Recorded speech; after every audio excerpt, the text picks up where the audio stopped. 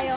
Ngayon, mag-uusap tayo tungkol sa paano nalagpasan ang pandemic. Nandito si Jenny, ating panauhin, at si Joanne. Let's hear from them.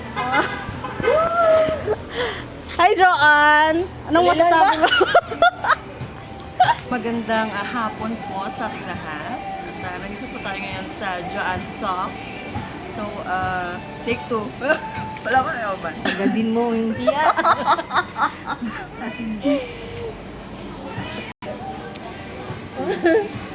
May interview kami, Joanne Talks. Nice. Masarap ba yung kape? Malapit mo maubos. So, magandang... Dapat ate. Ay, kung ano mag-ano ka na natin, mag-video ka.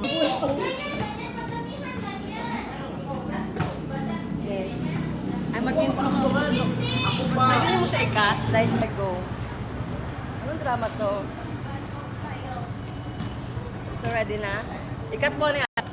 So, magandang... wala pa ate. Magandang hapon po sa inyo. Wait lang ate, inuya ko. Afternoon sa ating lahat. Welcome to Joanne's Talk. So today po, may isa po tayong interviewin na isang nilalang, hindi pa, tatanungin natin siya kung paano niya po nalagpasan ang pagiging, Ulitin mo yung nilalang. Take two. Nandito tayo ngayon sa kanyang tahanan at kung makikita niyo po, ito po ang kanyang bahay.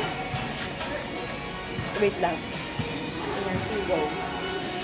At kung nakikita mo, ito po ang kanyang mga kamag-anak. Nagsusugal para masurvive sa kanilang buhay. Hindi na ito na part. Nilan. Cheers. Pakilala mo na siya. So, wait lang. Nagbabalik po ang Joanne's Talk. Ayan. Ayan, so nandito po si Ate Jen. Ayan, kakausapin natin siya kung paano niya nalagpasan ang pagiging ulirang. Ulirang? Ulirang?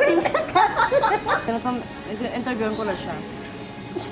So, Jen, paano mo nalagpasan ang ang pandemya at pagiging ulirang ina? Thank you so much for that wonderful question. English. Maraming salamat sa pakape also. Ano nga ulit yung tanong? Ang hirap ko ng pagkita. Sige. Paano nalagpasan? Asa to? Nalagpasan ko ang matinding pandemya sa pamamagitan ng pag-iintay ng rasyon, ng ayuda ng ating pamahalaan. At ang pagiging isang ina ay hindi madali sapagkat we have so many mouths to feed. Tapos isang sardinas lang sa 6 mo na anak. Tapos yung noodles, pagkakasya mo sa kanilang 6, masiba pa yung husband ko. Hindi talaga kasya. Kaya minsan, tatanim na lang ako ng mga gulay sa paligid dito. At ito po ang naging dahilan kung bakit ako naging isang plantita. Kat. Mahirap pala magkapera. At hanggang dito na lang po. Mahirap palang kumita ng pera. At hanggang dito na lang po ang Joanne Talks. Hanggang sa muli. Ay, meron pala. What's your next question? Kaya, Next question pa daw. ano yung question ko? Ikaw naman ang magtatanong. Naisip mo ba sa buhay mo, minsan ba sa buhay mo na may pumasok ba na katanungan kung makakaya mo ba or what? Ang alin? Ang alin? Ang alin? pagsubok. Ang alinhaw. Ang pagsubok. Ang alinhaw. Ito dito magtabang. Ang alinhaw, makakaya niya.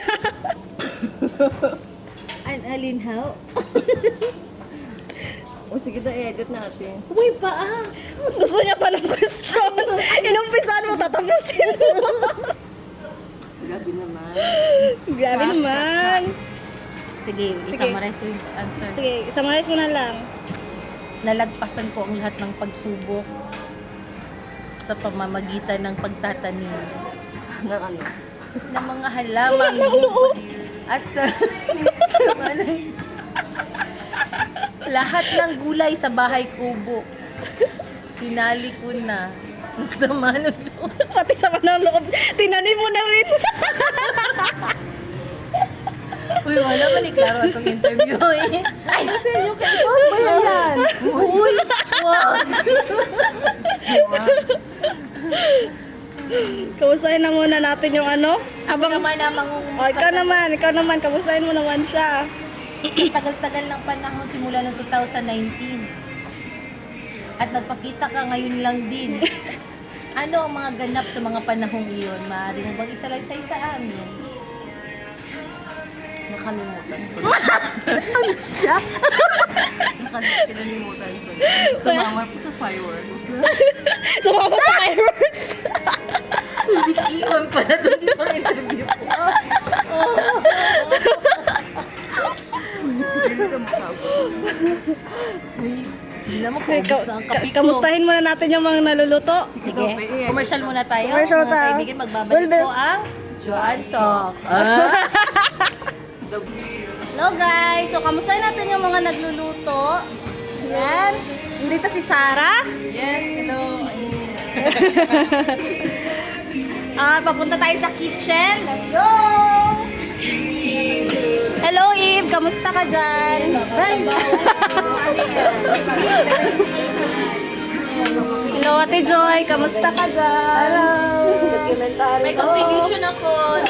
May kinapag-iin. Masarap to. So, decide mo lang yung mga ahos. Hindi ka nakita. Wala pa. Hindi pa tayo. Ay, siya na ba yan? Yes. Ay, okay. Ano? Okay. Okay, yun na yun. Sarap na yun. Okay na yun. Live yan. Hindi. Record lang. Ay, sige, huwag kang galala. Nagwapa nila, wey. So, Ay, thank you, T.